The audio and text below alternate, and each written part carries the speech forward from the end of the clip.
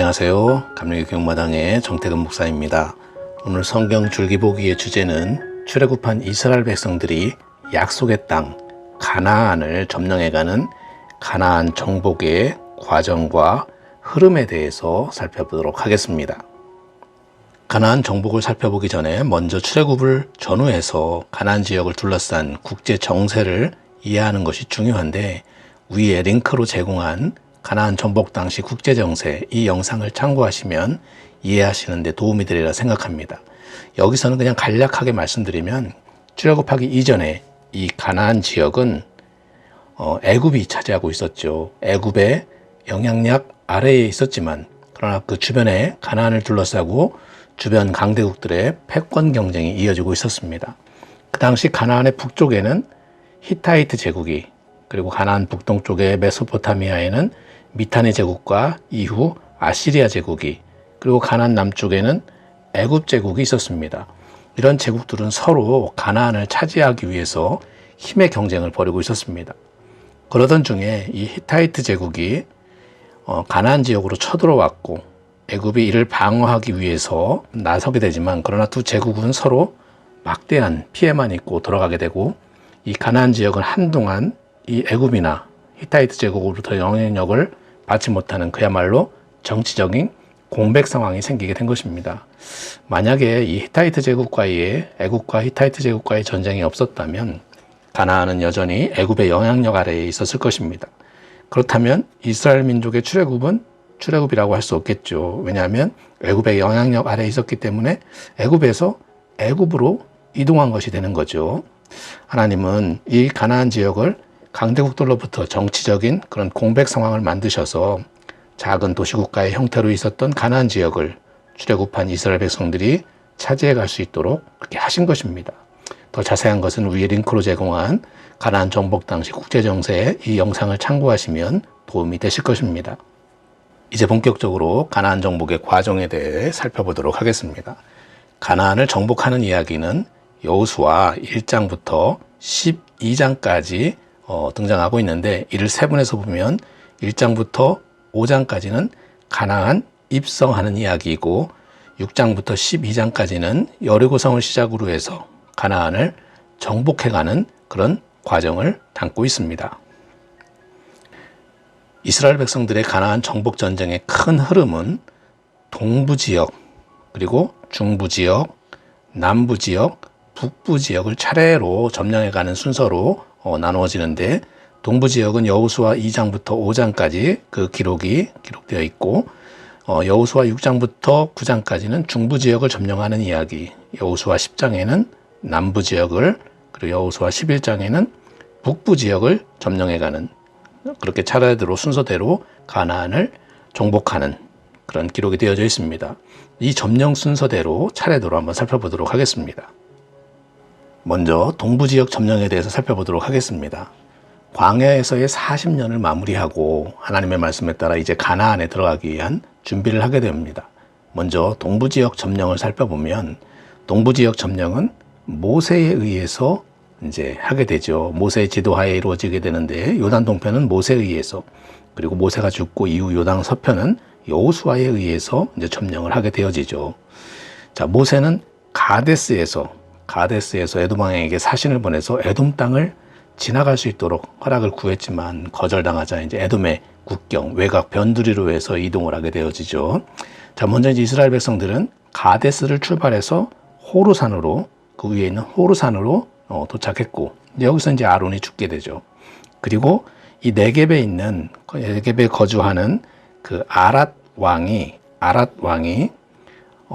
이 이스라엘 백성들이 아다름길로 해서 온다라는 그 소식을 듣고 이스라엘 백성들을 쳐서 사람들을 잡아가죠. 이에 이스라엘 백성들이 하나님의 이 도우심의 음성을 듣고서 이 호르마라고 하는 곳에서 호르마 전투를 벌여서 그곳에 이 아랏 왕의 성읍을 이제 전부 진멸하게 되죠.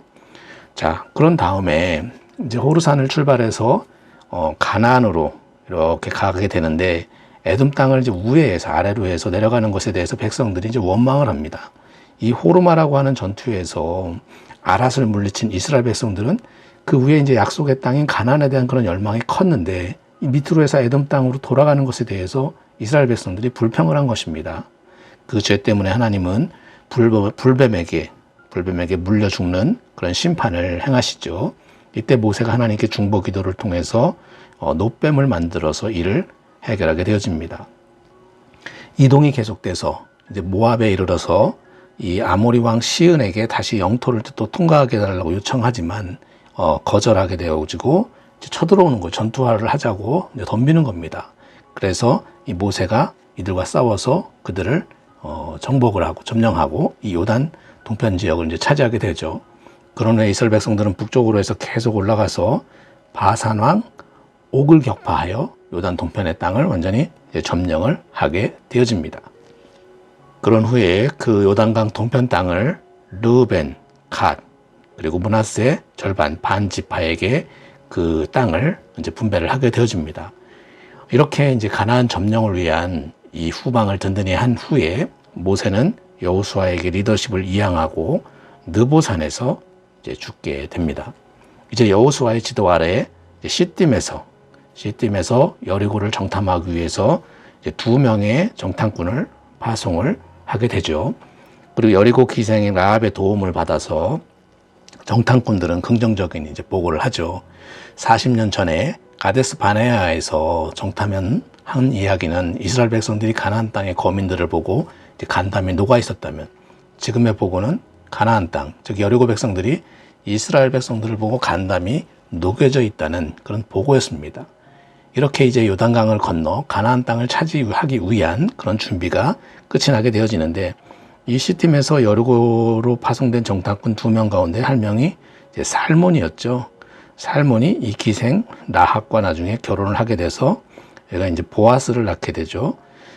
보아스는 바로 나중에 다윗 왕의 이제 증조 할아버지죠. 그렇다면 이제 라합은 고조 할머니, 살몬은 다윗의 이제 고조 할아버지가 되는 거죠. 그래서 이 기생 라합이 예수님의 족보에 올라가는 그런 인물이 되어집니다. 자, 이제 가나안 지역 중부 지역을 차지하는 점령해가는 과정과 흐름을 살펴보도록 하겠습니다. 이스라엘 백성들은 이 언약궤를 앞세우고 이 요단강을 이제 건너가게 되어지는데, 이때 이제 홍해가 갈라지듯이 이 요단강에 흘러내리던 물이 끊어지고 한 곳에 쌓여지게 됩니다. 이렇게 마른 땅을 걷듯이 이제 요단강을 이제 건너가는데, 여호수아는 각 지파별로 이 돌을 하나씩 취해서 가지고 가게 합니다. 길갈까지 가지고 가게 하죠. 그렇게 이제 요단강을 건넌 이스라엘 백성들은 길갈이라고 하는 곳에서 이제 진을 치고, 거기에서 요단강에서 가져온 지파별로 가져온 12돌을 세워서 기념비로 세우고, 그곳의 이름을 애굽의 수치가 굴러가 버렸다라는 의미에서 길갈이라고 불렀습니다. 그래서 성경에 보면 여호와께서 여호수아에게 이르시되 내가 오늘 애굽의 수치를 너희에게서 떠나가게 하였다 하셨으므로 그곳 이름을 오늘까지 길갈이라 하느니라. 이곳 길갈에서는 4가지의 중요한 사건이 일어납니다. 그동안 광야에서 하지 못했던 할례를 이제 행하고 또 유월절을 지키게 되어집니다. 할례는 생명은 하나님께로부터 난 것이라고 하는 것을 상징하는 그런 의미이고, 유월절은 죽음에서 살리심, 즉 생명을 의미하는데, 이렇게 이제 새롭게 시작되는 그런 다짐을 이곳 길갈에서 이제 하게 되어지죠. 그리고 길갈에서는 그 땅의 소산물을 먹자 그 다음 날부터 만나가, 그동안 내렸던 만나가 그치게 됩니다. 그리고 이제 길갈에서 중요한 그런 일이 일어나는데, 바로 여호와의 군대 장관이 등장하는 것입니다. 왜 갑자기 뜬금없이 여호와의 군대 장관이 등장하고 있을까요? 그것은 바로 앞으로 이루어질 이 가나안 지역 정복 전쟁은 너희들이 싸우는 전쟁이 아니라 하나님이 싸우시는 전쟁이 될 것임을 보여주는 것입니다. 실제로 이스라엘의 가나안 정복 전쟁은 하나님이 싸워주셔서 손쉬운 승리를 하게 되죠. 이스라엘 백성들은 이제 가나안의 첫 성인 여리고를 점령하게 되어지는데, 하나님이 싸워주시는 전쟁이기 때문에 이스라엘 백성들은 하나님의 말씀대로 언약궤를 맨 그 제사장이 앞서서 이제 걸어가고 매일 한 바퀴씩, 그리고 7일째에는 7바퀴와 함성을 지르자 여리고성이 무너져서 여리고성을 이제 점령을 하게 되어집니다. 그리고 이어서 아이성을 공격을 하는데 자신들의 힘으로 승리할 수 있을 것이라고 하는 그런 교만한 마음을 가지고 공격을 했다가 패하게 되죠. 여호수아가 가나안에서 총 이제 31번의 전쟁을 하게 되는데 그중에 총 30승 1패의 성적을 거두게 되어지는데 바로 그 1패가 바로 이 아이성 전투에서 패한 그런 기록입니다. 이 아이성 전투의 패배의 원인은 아간이 하나님의 명령을 어기고 여리고 공격 당시에 물건을 숨겨둔 일이 발각되어서 결국 아간은 이 아골 골짜기에서 돌로 쳐서 죽임을 당하고 다시 이제 아이성을 공격을 해서 이제 승리를 이스라엘 백성들이 거두게 되지요. 이어서 여호수아는 백성들을 이끌고 이제 북쪽에 있는 세겜으로 갑니다. 그래서 그곳에서 시내산의 언약을 다시 확인하고 갱신하는 의미에서 언약식을 하게 되죠. 어깨라고 하는 그런 의미를 가지고 있는 이 세겜에서 산이 있는데 이제 왼쪽에는 그리심산이 있고 왼쪽에는 에발산이 있고 오른쪽에는 그리심산이 있는데 이 에발산에서는 불순종과 저주를 그리고 그리심산에서는 순종과 축복이 선포되어지는데 이곳에 이제 이스라엘 백성들을 반으로 나눠서 놓고서 율법책을 낭독하도록 했습니다. 그 중에서 신명기에 복과 저주에 관한 규약이 있는데 이를 낭독을 하는데 불순종에 관한 것을 낭독할 때에는 에발산에 있는 백성들이 아멘 하면서 함성을 지르고 순종과 축복에 대한 것들을 낭독을 하면 그리심산에 있는 백성들이 아멘 하면서 함성을 질렀습니다. 이렇게 함으로써 시내산의 언약을 다시 한번 갱신하는 그런 의미 있는 시간을 세겜에서 갖게 되죠.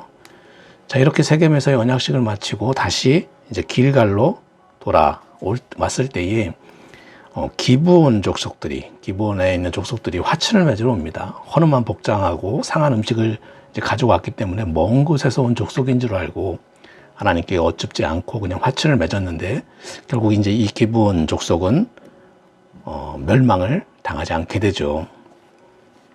이어서 남부 지역 전쟁을 보면 이 기브온 족속이 배신을 하고 이스라엘하고 이제 화친을 맺자 이에 화가 난 남부 지역의 5도시 예루살렘, 야르못, 라기스, 에글론, 헤브론 이 5도시 왕이 연합을 해서 기브온을 이제 공격을 하러 옵니다. 그러니까 이 기브온이 이스라엘에게 길갈에 있던 이스라엘에게 도움을 요청을 했고 이스라엘은 지체하지 않고 그들을 도와주러 왔고 이 기브온과 아얄론 전투에서 이제 승리를 하게 됩니다. 이때 이제 태양이 멈추고 우박이 이제 기브온 전투에서는 태양이 멈추고 아얄론 전투에서는 달이 멈추고 중간중간 이동하는 동안에 우박이 내려서 이스라엘 백성들이 공격을 했을 때 우박에 죽은 사람이 칼에 죽은 사람보다 더 많았다는 그런 기록을 남기고 있습니다. 이 가나안 남부 지역은 이렇게 연합을 해서 한꺼번에 공격을 해왔기 때문에 한 번에 전쟁에 승리함으로써 한 번에 남부 지역을 점령할 수가 있었습니다. 이를 통해서 보면 모든 전쟁은 하나님이 하신다는, 그래서 가나안 전쟁은 너희들이 하는 전쟁이 아니라 하나님이 하시는 전쟁이라는 것을 보여주신 것이라고 할 수 있겠습니다. 자, 이제 북부 지역 점령에 대해서 살펴보면 이 북부 지역의 전쟁도 역시 하나님의 전쟁임을 보여주는데 이 북쪽 산악 지역의 경우에도 이 남부 지역과 마찬가지로 이 북부에 있는 도시국가의 왕들이 연합을 해서 이 메론 물가에 진을 치고 특별히 이제 하솔이 그 지역의 큰 도시였는데 이 하솔 왕을 중심으로 해서 연합군을 구성해서 메론 물가에 진을 치고 이제 전투를 준비를 하죠. 이에 길갈에 있던 이스라엘 백성들이 약 100km 정도를 이동을 해와서 기습적으로 공격을 했고 결국 승리를 거두게 되어집니다. 자, 이렇게 해서 이 가나안 중부 지역과 남부 지역 그리고 북부 지역을 이제 차지를 하게 되죠. 그렇지만 완전한 정복은 아니고 아직도 점령을 하지 않은 지역이 많이 있었습니다. 그래서 계속적으로 영토를 이제 넓혀갔고 가나안 지역의 이 완전한 정복이라고 부를 수 있게 되기까지는 다윗 왕 때에 와서야 이제 이루어졌다 할 수 있겠습니다. 자, 이렇게 여호수아는 아직 완전한 정복을 하지는 않았지만 그 땅을 제비 뽑아 각 지파별로 분배를 함으로써 정착의 기초 과정을 마무리하게 되었습니다. 지금까지 가나안 정복 과정의 흐름을 살펴보았습니다.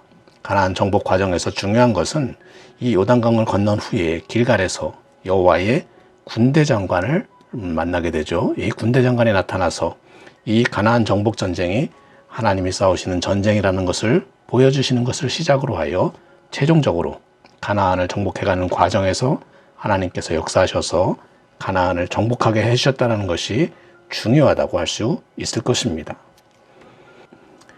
마지막으로 한 가지 더 살펴볼 것은 이 가나안 정복 전쟁은 얼마나 걸렸을까, 그 기간은 얼마였을까 하는 것입니다.